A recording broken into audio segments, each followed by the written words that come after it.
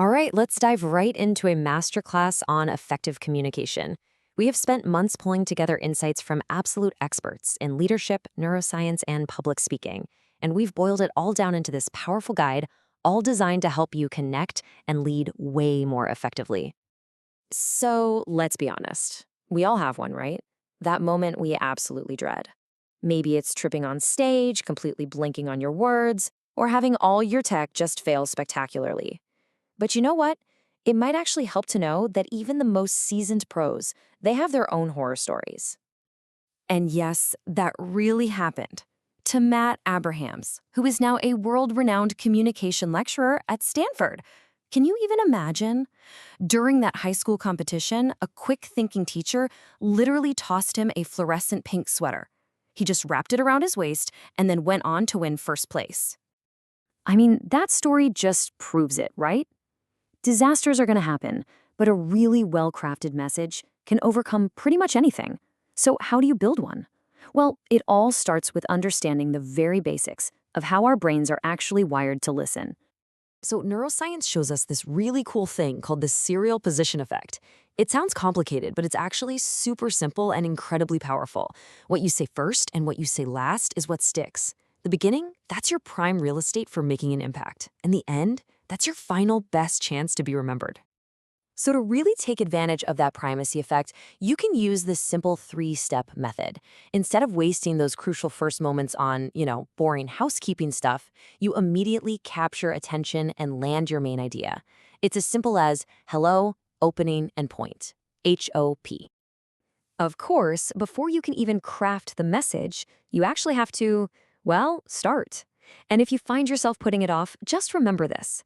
Experts say procrastination isn't a time management problem, it's an emotional one. So you gotta practice a little self-forgiveness to get over that initial hurdle and just get going. Okay, so once your message is ready, the focus completely shifts. Now it's time to connect with the person or the people right there in front of you. This is where we stop thinking about it as a monologue and start creating a true dialogue. So how fast do we judge someone? It is almost instantaneous. Research from Princeton University shows that a first impression is formed in less time than it takes to blink.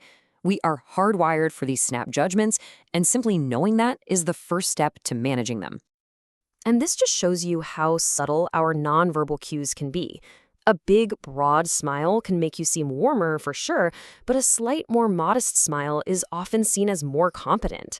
Now, the key isn't to be fake, but just to be intentional about the signals you're sending out. But beyond that first impression, a deeper connection requires what experts call social intelligence. You can just think of it as the ability to read the room, to understand the social dynamics at play in any situation, whether it's a high-stakes negotiation or just a casual family dinner. And, a huge part of social intelligence is active listening. That means you're not just waiting for your turn to talk, you're actually making the other person feel truly heard. These are super practical techniques you can try in your very next conversation to build instant rapport and understanding. Now, in our deeply connected world, these skills for connection become even more critical when we start communicating across different cultures, because the unwritten rules of engagement can change in a heartbeat. Just think about this powerful anecdote from Roddy Spear. In her culture, listening silently to a new employee was a sign of respect. But in her new American workplace, that exact same behavior was completely misinterpreted as a lack of interest or, disengagement. And this is exactly why we just can't assume we have a shared understanding. Simple behaviors like direct eye contact or silence, or even how quickly we speak, can carry wildly different meanings around the world. It's a powerful reminder to approach every single interaction with curiosity, not assumptions. So once you master connecting effectively, both one-on-one and across cultures, you now have the foundation you need to inspire and to lead. This journey to leadership, it often begins with a really simple decision to just say yes to an opportunity, even when you feel that fear or that self-doubt. It's all about embracing the attempt itself. You see, leadership isn't a title, it's an action. And so often it just starts with volunteering for a role that pushes you a little bit outside your comfort zone. That right there, that's where the real growth happens. And the amazing thing is what happens next. The confidence you build from just stepping up starts to seep into every part of your life, almost without you even noticing. Just like the slide says, it just creeps up on you. The key to making this happen faster is having a supportive environment. A place where you can experiment, fail, and grow without these huge stakes. That safe space is what turns practice into confidence, and then confidence into brand new opportunities.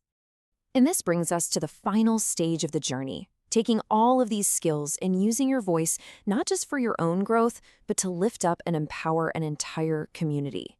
And the foundation of any strong, supportive community is mentorship. It's that cycle where experienced members guide the new ones, creating this powerful, self-sustaining loop of growth and support. It really is the glue. So what creates a community that people actually want to be a part of? Well, it really comes down to these 4 pillars. It's not just one thing. It's the combination of education, a welcoming environment, enriching programs, and true empowerment that makes a group stick together and really thrive.